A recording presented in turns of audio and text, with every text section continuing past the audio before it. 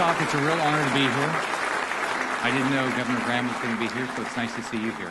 We saw each other the other day somewhere in the country in a hotel room. As I was leaving, he was coming in, so it's nice to see you. Glad you're here. All right. I want to especially thank President Gates, President Senate Don Gates, and Speaker of the House Will Weatherford. These are men of great faith, and they're devoted to helping Florida families. Like everyone in this chamber, they're committed to helping our state and investing in future generations. They are my partners, they are my friends, and they are committed public servants.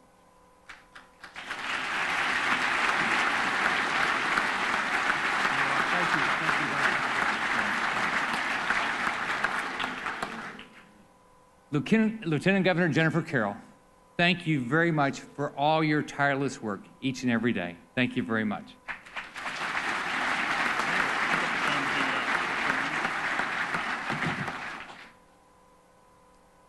I'd like to also thank the Supreme Court Chief Justice Ricky Polston and the other members of the court. It's nice to see you.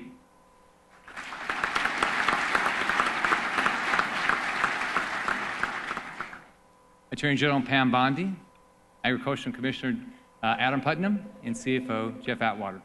Somebody's calling. Somebody is calling. All right. So I also want to thank the love of my life and my beautiful wife of now 40 years, Anne, for being here.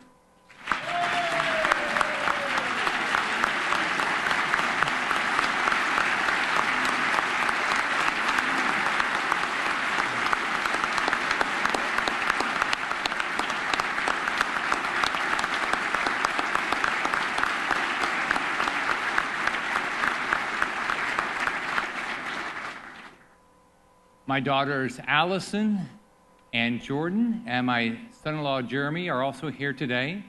And Ann and I are very proud because both of our daughters are now expecting new additions this year.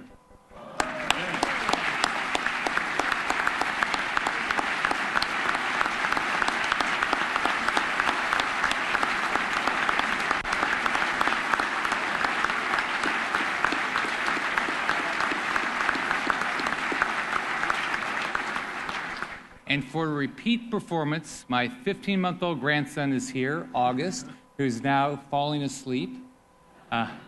This is the best job of being a grandpa. I love being a grandpa. So.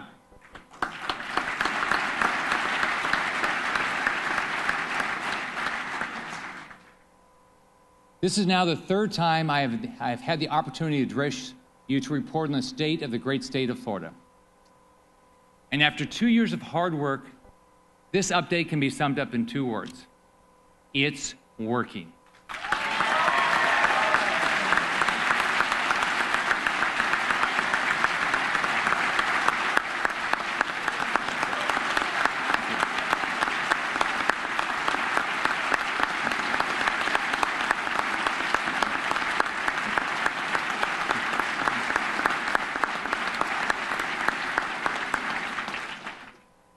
Two years ago, we met facing crippling debt, record high unemployment, and a downward spiral of job losses.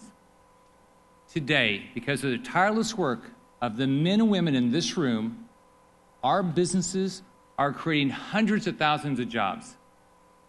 And our unemployment rate is now down nearly to the national average. And we aren't stopping here. It's working.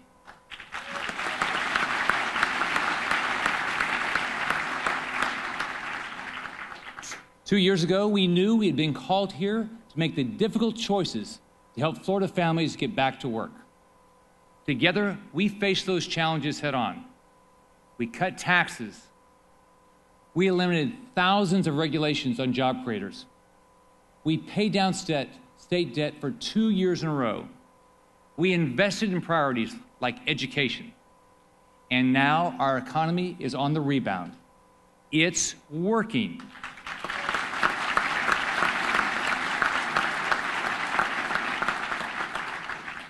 Because we made the hard choices over the last 2 years, we're able to make the smart choices now to keep our economy growing. We have a projected budget surplus for the first time in 6 years.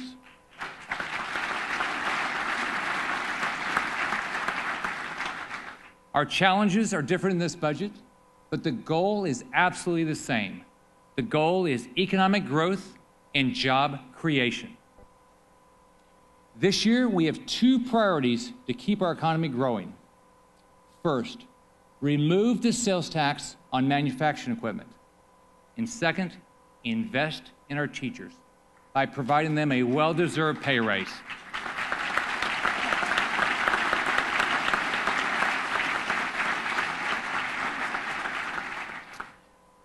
Our Florida Families First budget supports these priorities while maintaining substantial reserves. This is responsible stewardship of taxpayer money. Washington, D.C. could learn a few budget lessons from Florida.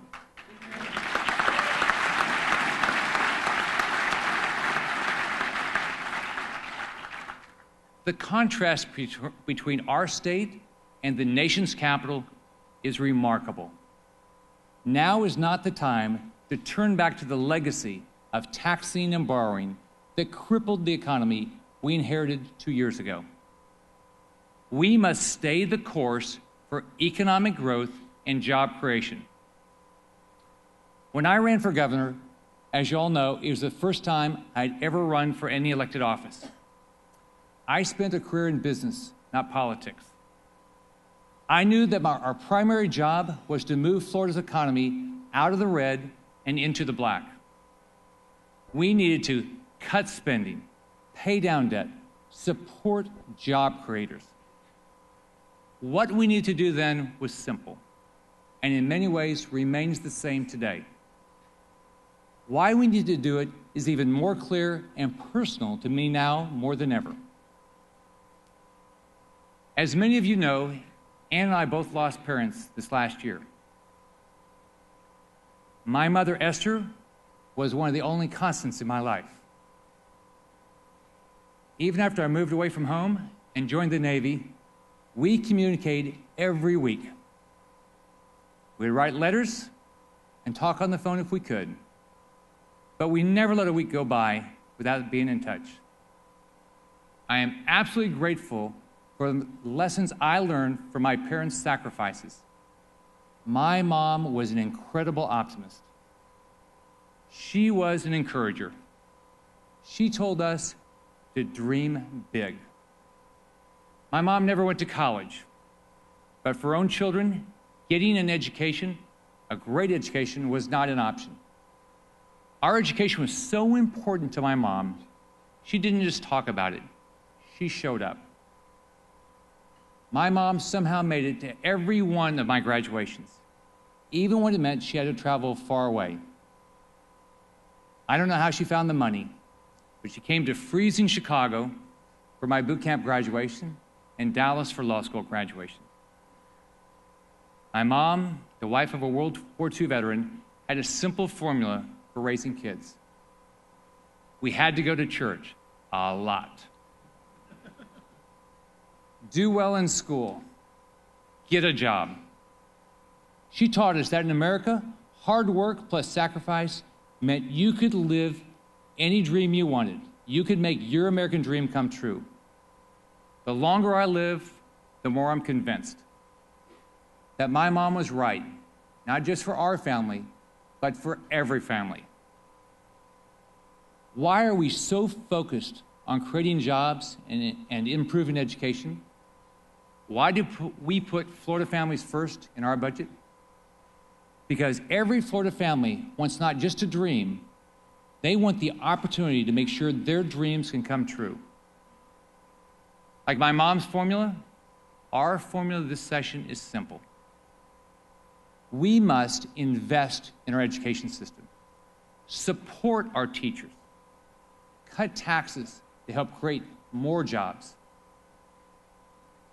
Our work to cut spending and live within our means over the last few years has allowed us to once again invest in education. The workers of tomorrow are in Florida classrooms today. When I first stood before you in 2011, I said, the single most important factor in student learning is the quality of teaching. Since that time, we eliminated teacher tenure. We signed performance pay into law, and it will take effect in 2014.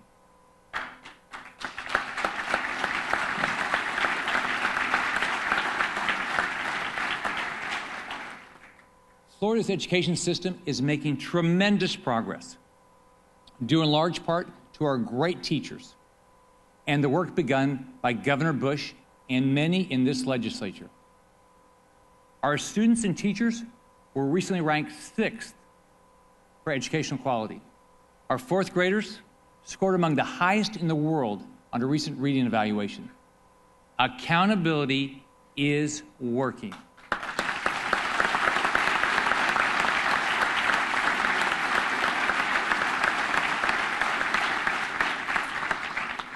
The best way we can build on this progress is to reward our hard-working teachers with a $2,500 pay raise.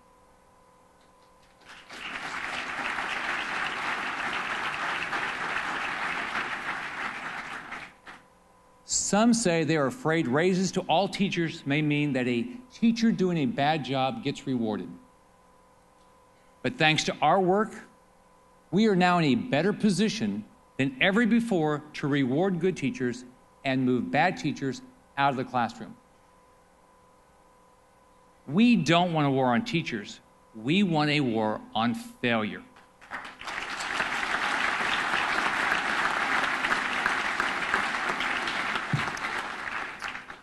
Teachers change lives. Greco Middle School teacher Elizabeth Healy is here today from Tampa. Will you please stand?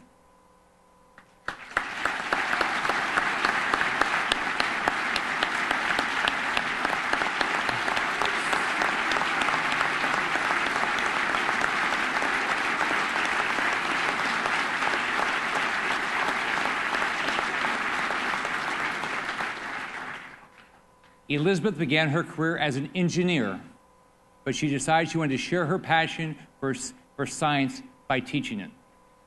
Thank you very much. Orange County.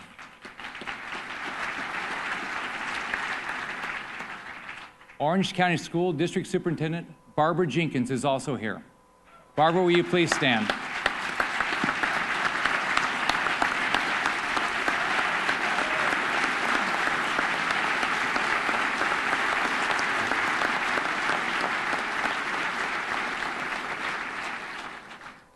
We need to honor you for your commitment to the teachers in your district and your dedication to student achievement. Thank you, Elizabeth and Barbara, for the work you do to help make dreams come true for the next generations of Floridians.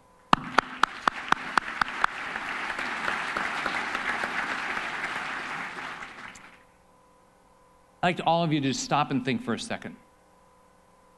Think about your favorite teacher. We all had a favorite teacher. Like me, you're all probably here because some teacher believed in you. It was probably that favorite teacher. So I'd like everyone to please stand now in honor of that great favorite teacher.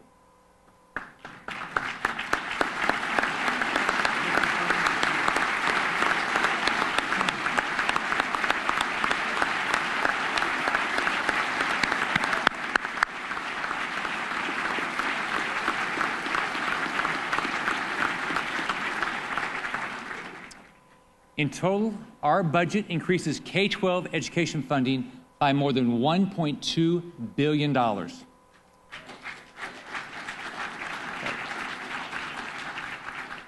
This billion-dollar commitment builds on our billion-dollar investment in K-12 education last year.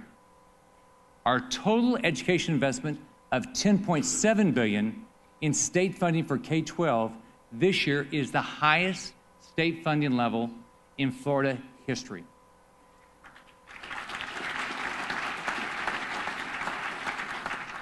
This represents an increase of more than $400 in per student funding over the current fiscal year.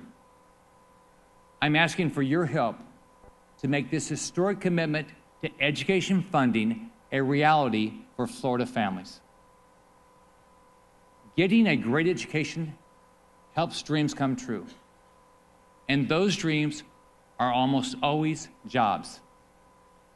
That is why our formula for success focuses on education and jobs.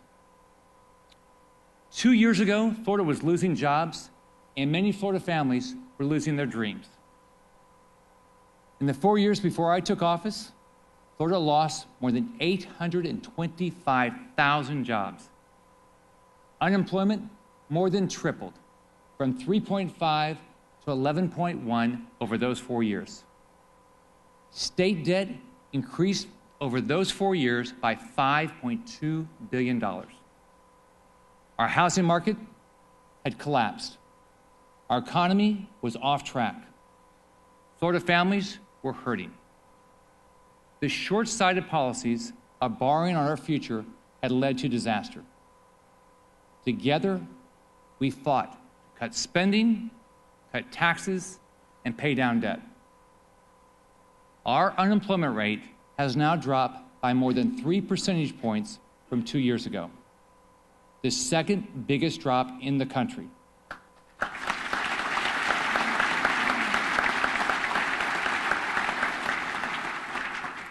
We are now at 7.9%, barely above the national average, and we're at a 4-year low from Florida. And we aren't stopping there.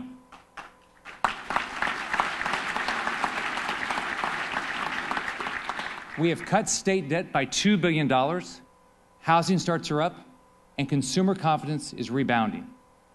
Our economy has created around 200,000 new private sector jobs in the last 2 years, meaning that thousands of Florida families now have the opportunity to live their dreams. It's working.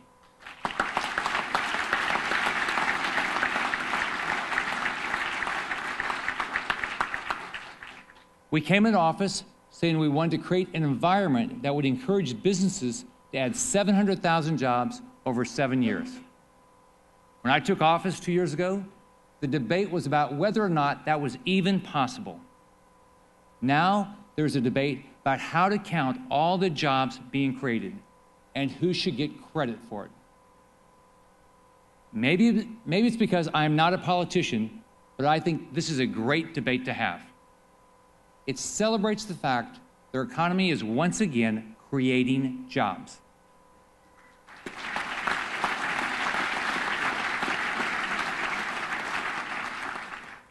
And as Ronald Reagan said, there is no limit to what you can accomplish if you don't care who gets the credit.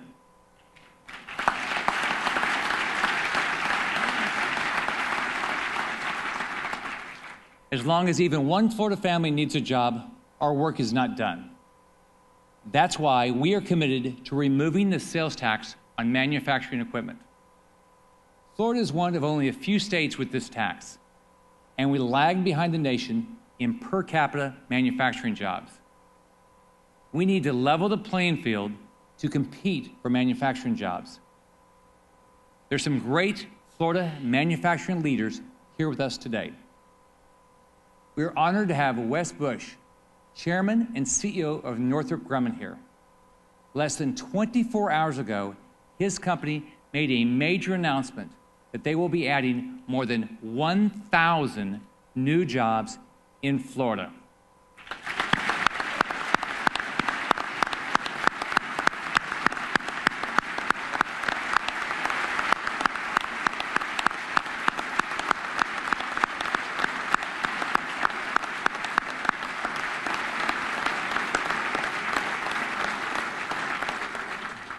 Wes, thank you for your great confidence in our state and our workers. Also, President of Johnson & Johnson Vision Care, Dave Brown, is also here from Jacksonville. Dave.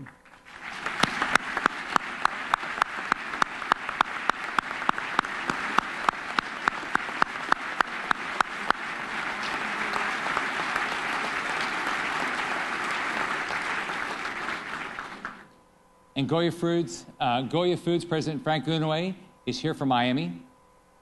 Right.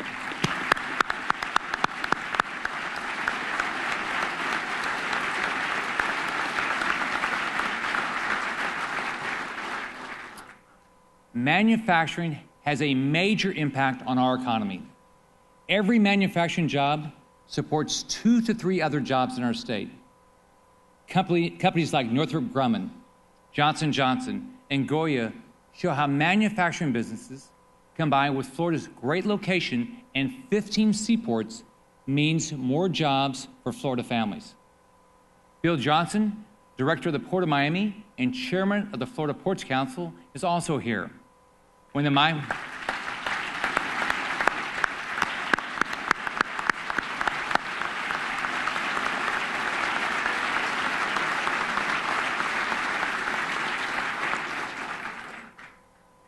Miami Port Dredge project is completed, along with the Panama Canal expansion, thousands of new jobs will be created.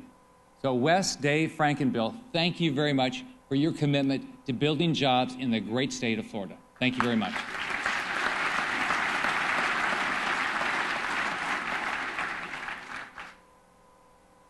Not having a job is devastating to a family. I remember when my parents couldn't find work. I remember when my dad had his car repossessed. The most important thing to a family is having a job. Everything we have done over the last 2 years has been geared to job creation. And I want to stress again, it's working.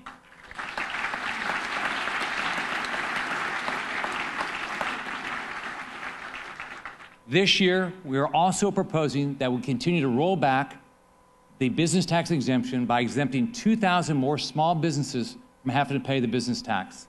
If we are successful, we will have removed the business tax from 70% of the businesses since taking office.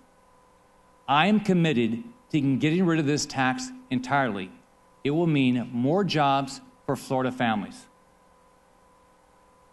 Thanks to the hard choices we have made over the last 2 years, we can afford to cut taxes and also invest in critical areas that have gone without increased funding for several years. Our budget increases operating funds for Florida state colleges by $70 million and increases funding for Florida universities by more than $390 million. Much of this increase will be tied to performance measures to ensure schools are preparing students to get a job. I would especially thank University of Florida President Bernie Manchin for being so helpful in coming up with performance measurements for success. Dr. Manchin worked with his colleagues across the university system to form measurements and to continue to make Florida universities the best in the country. Dr. Manchin, please stand so we can thank you and all our university leaders.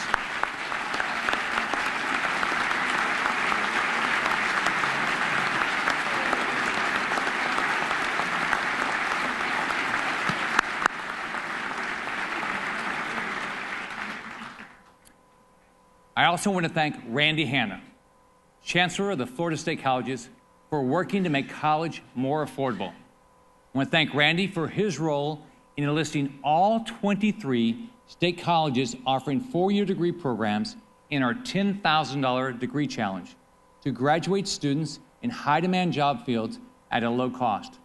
Please join me in thanking Randy and all of our state college leaders for stepping up.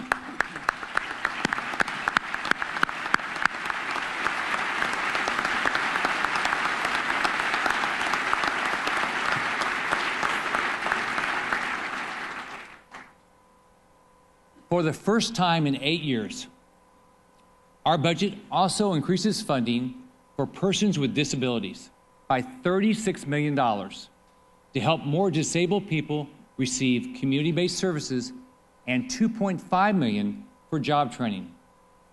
Betty K. Clements is here today. She is an advocate for persons with disabilities in the Orlando area. I was honored to meet Betty recently and hear her story about her beautiful daughter, Laura Lynn, who has overcome many obstacles with her disability to get a job at Target.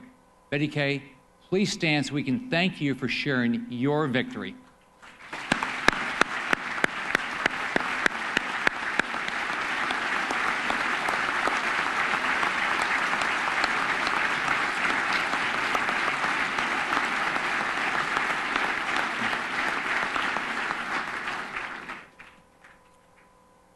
Our Florida Families First budget also invests $1.5 million to provide safe houses for victims of human trafficking.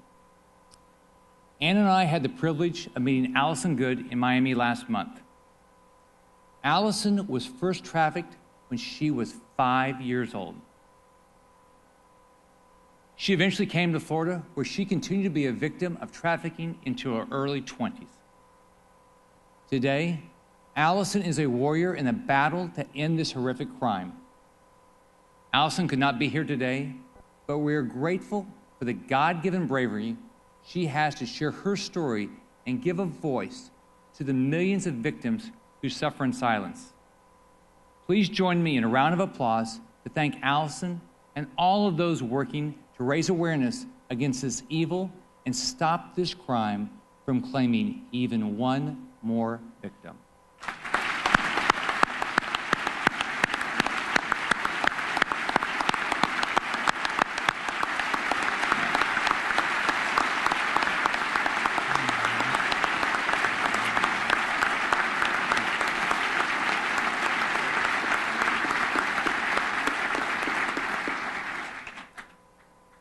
We have some other heroes here today. Annette Kirk, will you please stand in honor of your son, Private First Class Paul Kasupi. Paul lost his life while fighting for our freedom in Afghanistan. Annette, it was an honor to meet your family in Tampa and hear about Paul's bravery in combat.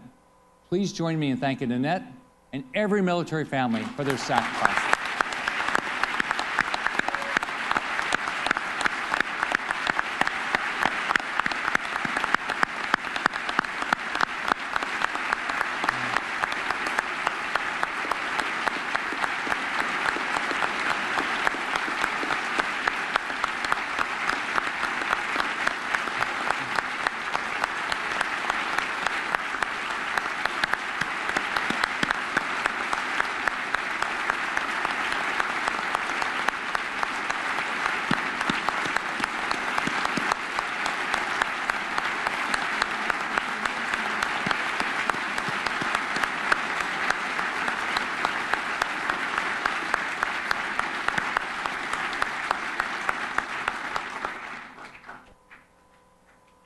To our troops, our firefighters, and police officers, you are the true definition of heroism.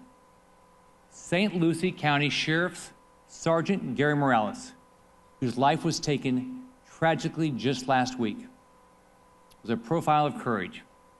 We are forever grateful that Sergeant Morales and all of our first responders who live for something larger than self. Thank you very much.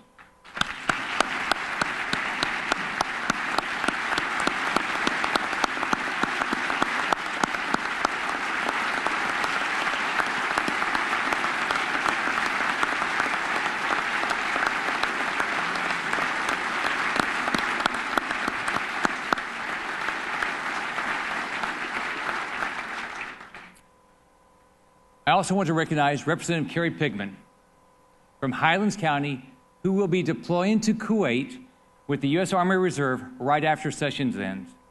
Representative Pigman, we please stand so we can thank you for your service, not only to our state, but to our country.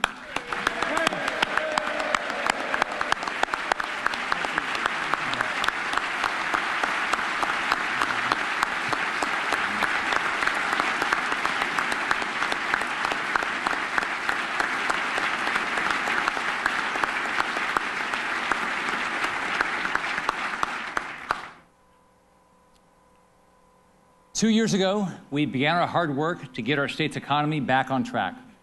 Today, we know it's working.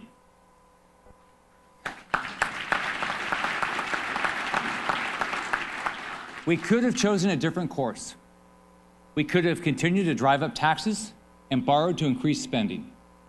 That would have been the easy way out. California raised their top income tax rate to 13.3%, the highest in the nation. But it isn't working in California.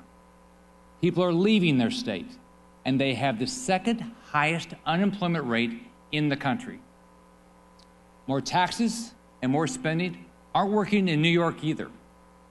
more than 3.4 million people have fled New York from 2000 to 2009.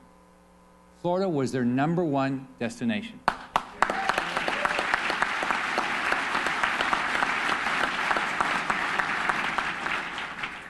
Taxing and spending aren't working in Illinois either. After raising their personal income tax rate by nearly 70% in 2011, they have one of the worst budget deficits in the country. Here in Florida, our work to reduce spending, cut taxes, along with making critical investments in priorities like education is working. Top CEOs now rank Florida the second best place to do business in the country. The National Chamber Foundation said we have the #1 talent pipeline. Just recently, we made a major announcement with Verizon in the Orlando area that will result in a new facility and hundreds of jobs. Michelle Robinson, Verizon's region president, is here today. Michelle, will you please stand?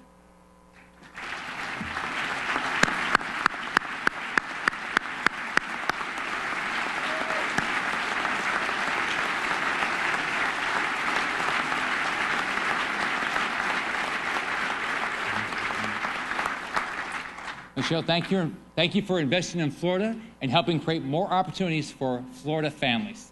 Thank you very much. We didn't win every battle over the last 2 years. After a long fight, we lost in the Supreme Court over the president's health care law, and we lost our presidential election along with the promise of the law's full repeal.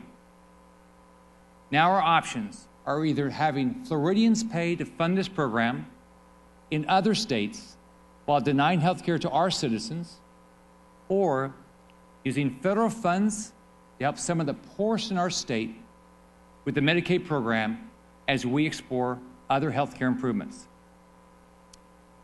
As I wrestled with this decision, I thought about my mom and her struggles to get my little brother health care with no money. I concluded that for the 3 years the federal government is committed to paying 100% of the cost of new people in Medicaid, I cannot, in good conscience, deny the uninsured access to care.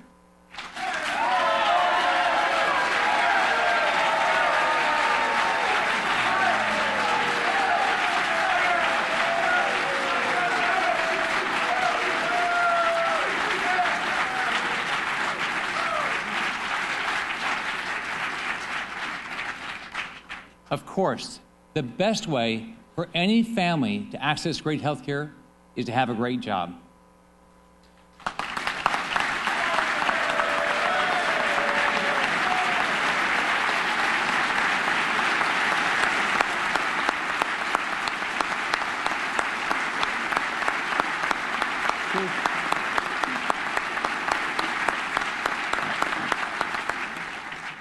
Like my mom, I'm an optimist.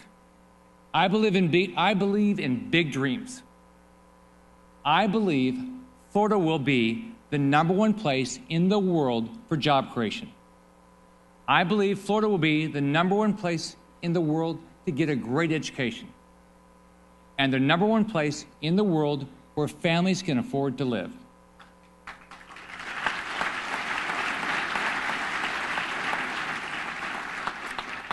I believe that as we all continue to work together, Florida's job growth will outpace the nation, and our unemployment rate will drop below the national average. I hope Texas Governor Rick Perry is listening. As Governor Perry found out when he came to Florida to go fishing and came in second, Florida won't stop until we're #1.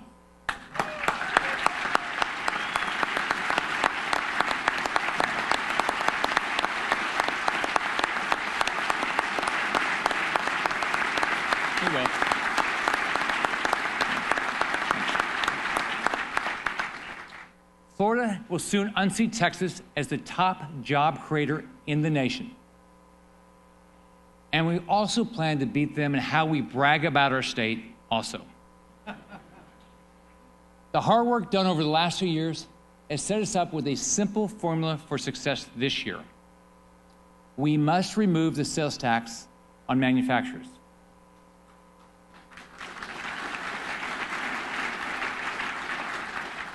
And invest in future generations of Floridians by investing in Florida's teachers.